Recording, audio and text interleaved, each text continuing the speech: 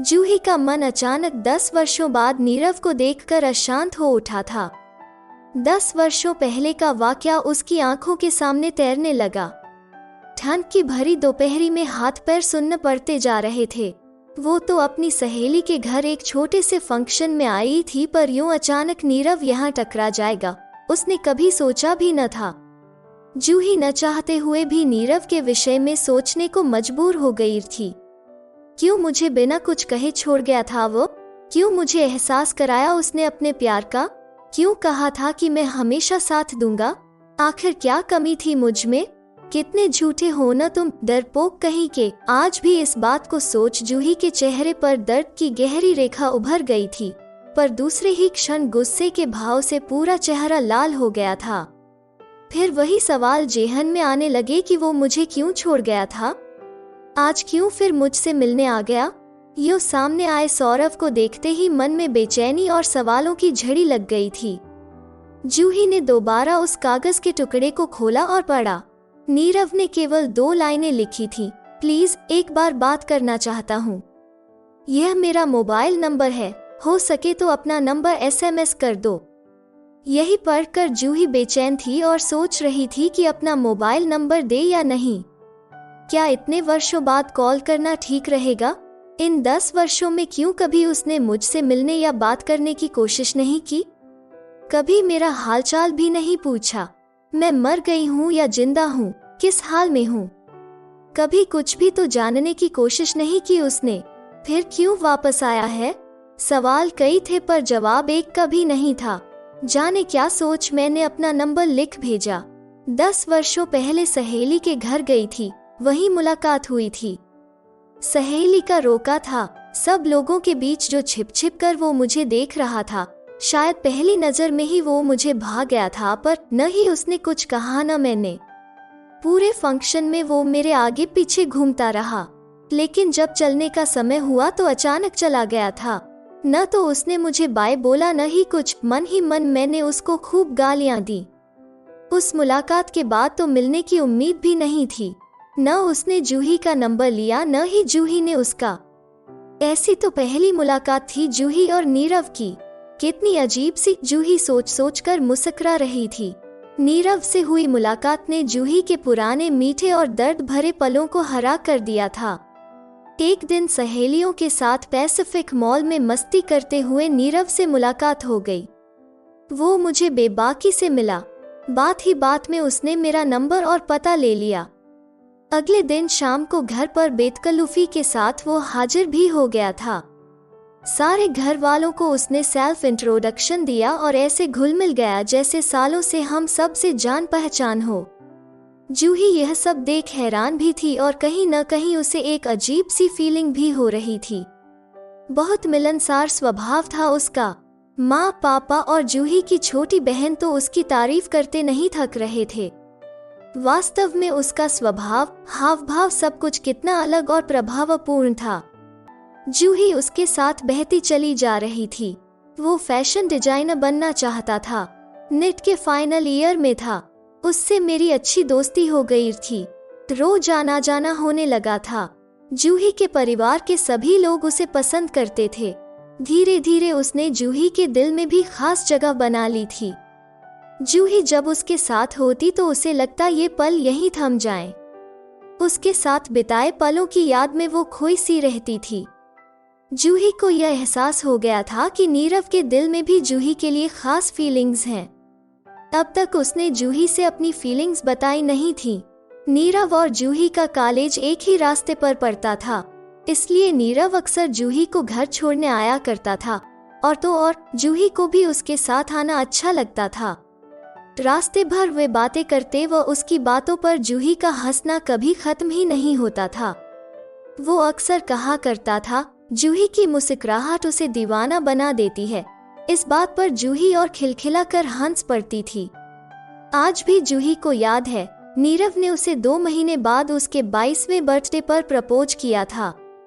औसतन लोग अपनी चाहत को गुलदस्ते या उपहार के साथ दर्शाते हैं, पर उसने जूही के हाथों में एक छोटा सा कार्ड रखते हुए कहा था, क्या तुम अपनी जिंदगी का सफर मेरे साथ करना चाहोगी?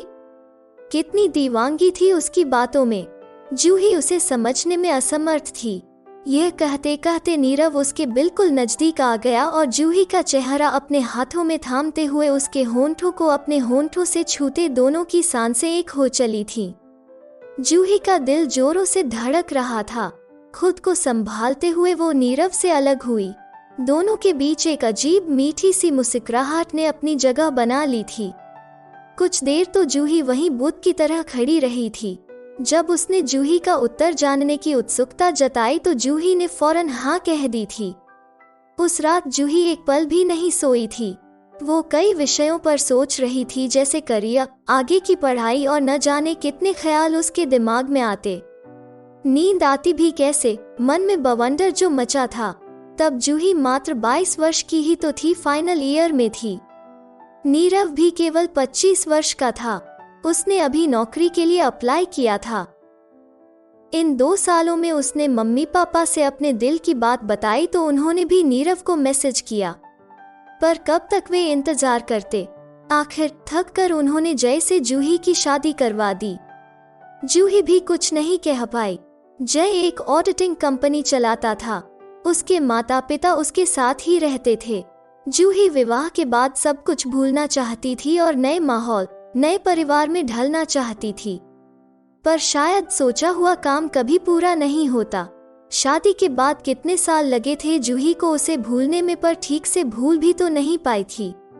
कहीं न कहीं किसी मोड़ पर तो हमेशा उसे नीरव की याद आ ही जाया करती थी। आज अचानक क्यों आया है और क्या चाहता है? जूही की सोच की कड़ी को तोड़ते हुए तभी अचानक फोन की घंटी बजी। एक अनजाना नंबर था। दिल की धड़कनें तेज हो चली थीं। जूही को लग रहा था, हो न हो यह नीरव की कॉल हो। वो एक आवेग सा महसूस कर रही थी। कॉल रिसीव करते हुए उसने हेलो कहा तो दूसरी ओर नीरव ही था। नीरव ने अपनी भारी आवाज में कहा, हेलो आप। इतने सालों बाद भी नीरव की आवाज जूही के कानों से होते हुए पूरे शरीर को झंकृत कर रही थी। खुद को संभालते हुए जूही ने कहा, जी मैं जूही। आप कौन? उसने पहचानने का नाटक करते हुए कहा। नीरव ने अपने अंदाज में कहा, तुम तो मुझे भूल ही गई, मैं नीरव। ओह नहीं, ऐसा नहीं है, ऐसे कैसे हो सकता है? फिर जूही ने घबराहट भरी आवाज में कहा, तुम भूले या मैं? जूही के दिमाग में काफी हलचल थी। इसका अंदाजा लगाना भी मुश्किल था।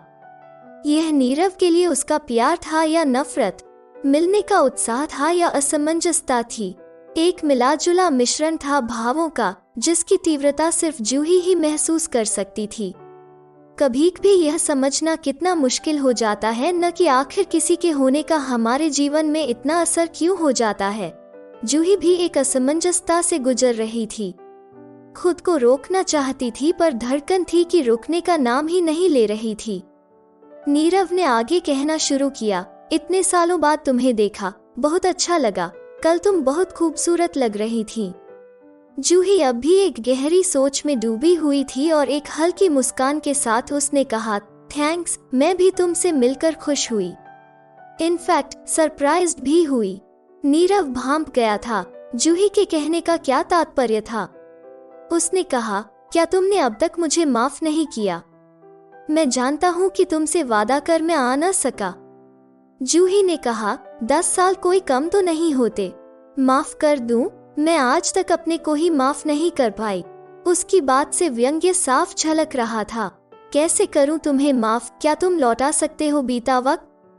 मैंने ही नहीं, मेरे माता पिता दोनों ने भी तुम्हारे जवाब का, तुम्हारा बहुत इंतजार किया।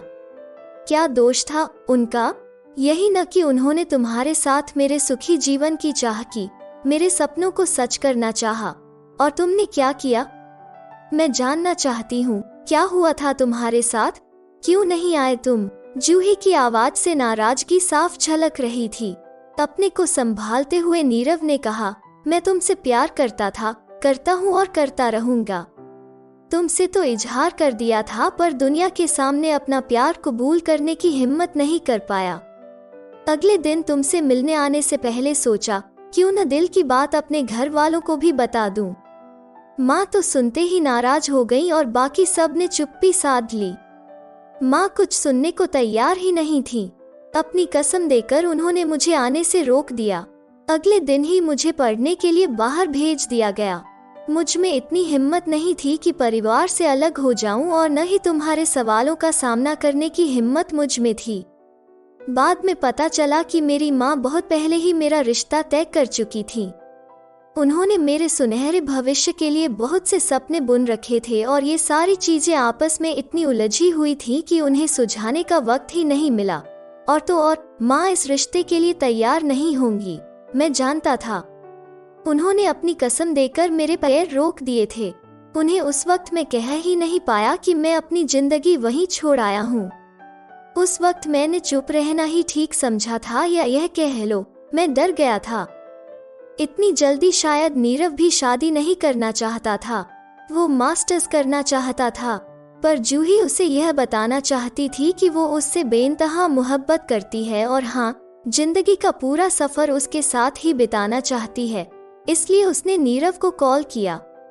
तय हुआ कि अगले दिन जीआईपी मॉल में मिलेंगे, पर ऐसा कुछ नहीं हुआ। यह बात जूही के मन में ही रह गई थी, कभी उससे बोल नहीं पाई।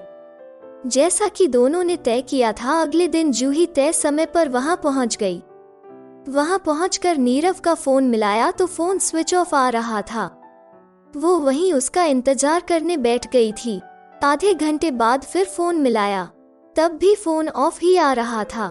जूही काफी परेशान और विचलित थी, पर उसने सोचा शायद कोई जरूरी काम में फंसा होगा। वो उसका इंतजार करती रही। इंतजार करते करते काफी देर हो गई, पर वो नहीं आया। उसके बाद उसका फोन भी कभी ऑन नहीं मिला। 2 वर्षों तक जूही उसका इंतजार करती रही, पर कभी उसने उसे एक भी कॉल नहीं किया। जब तक हिम्मत आई, पता चला तुम्हारा रिश्ता हो चुका है। तुम्हारा मोबाइल ऑफ होने की वजह से तुम तक खबर पहुंचाना भी मुश्किल था। तुम नए बंधन अपना चुकी थी। मैं जानता हूँ तुम अपनी जिंदगी से खुश नहीं हो, इस बंधन में खुश नहीं हो। शायद इसका कारण मैं हूँ। हाँ, इन सब बातों के कोई माने नहीं अब। नीरव, किस जिंदगी की बात कर रहे हो? वो जिसे तुम जानते थे, वो तो तभी खत्म हो गई थी जब तुम बीच में ही छोड़कर चले गए थे। और अब यह जिंदगी कर्जदार है उन 2 मासूमों की जिन्हें मैंने जन्म दिया है। रोते हुए जूही ने कहा। क्या हम फिर से आगे नहीं सोच सकते जूही? नीरव ने पूछा। फिर यह कैसा सवाल है? अब 2 प्यारी प्यारी जिंदगियां भी जुड़ी हुई हैं मुझसे। मैं एक बार अपने आप को धोखा दे चुकी हूँ, लेकिन अब सबको धोखा देना होगा। और सारी बातें छोड़ो, क्या अब है तुम में हिम्मत सबका सामना करने की? अरे, जो तब नहीं कर पाया वो आज कहाँ से हिम्मत करेगा? मुझे नहीं मालूम था कि तुम इतने डरपोक हो। मैं लड़की होकर भी हिम्मत कर पाई उस समय, और तुम बहुत इंतजार किया तुम्हारा और तुम्हारे जवाब का। नीरव की आवाज भारी हो गई थी और अपने को संभालते हुए वो बोला, क्या तुम अपनी इस जिंदगी से खुश हो? यही सवाल मैं करूं तो? जूही ने कहा। शायद नहीं, बस जी रहा हूँ। एक बीवी है, बेटी है, अच्छी है, बस वो मेरा प्यार नहीं है। दिल में एक खालीपन है, पर उस खालीपन को भरा नहीं जा सकता। यही हकीकत है, नीरव बोला। नीरव, कितनी अजीब सी बात है न, जो हम चाहते हैं वो मिलता नहीं और जो मिलता है उसे हम चाहते नहीं। कहते हुए जूही सुबकने लगी थी। कोशिश तो बहुत की थी कि रोक ले इन आंसुओं के सैलाब को, पर इतने सालों से वही तो कर रही है। दुनिया में 2 तरह के लोग होते हैं, एक वे जो प्यार के लिए सब कुछ छोड़ दें, और दूसरे वे जो सब के लिए प्यार को छोड़ दें। तुम दूसरी तरह के लोगों में आते हो। तुमने भी तो सुनहरे सपने और करियर को ही चुना था, क्यों? जूही ने आगे कहा। तुम सही कह रही हो, पर एक सच यह भी है कि आपकी जेब में रुपए न हो और आपका बच्चा या परिवार का सदस्य दर्द से तड़प रहा हो, तब प्यार तो नहीं परोस सकते, लेकिन तुम्हें कभी भुला नहीं पाया। फिर जिंदगी की आपाधापी में उलझता ही चला गया, पर तुम हमेशा याद आती रही। हमेशा सोचता था कि तुम क्या सोचती होगी मेरे बारे में, इसलिए तुमसे मिलकर तुम्हें सब बताना चाहता था। काश मैं इतनी हिम्मत पहले दिखा पाता। उस दिन जब हम मिलने वाले थे तब तुम मुझसे कुछ कहना चाहती थी न? आज बोल दो, क्या बताना था? जूही को भी तो यह सब जानना था। वो तय नहीं कर पा रही थी कि नीरव को धोखेबाज कहे या इसे उसकी मजबूरी माने। जूही ने कहा, वो जो मैं तुमसे कहना चाहती थी उन बातों का अब कोई वजूद नहीं। जूही ने अपने जज्बातों को अपने अंदर ही दफनाने का फैसला किया था। एक फीकी सी मुस्कुराहट के साथ जूही ने कहा, तुमसे बात करके अच्छा लगा। अब शायद आंसुओं का सैलाब और हिचकियों का तूफान उसे बात नहीं करने दे रहा था।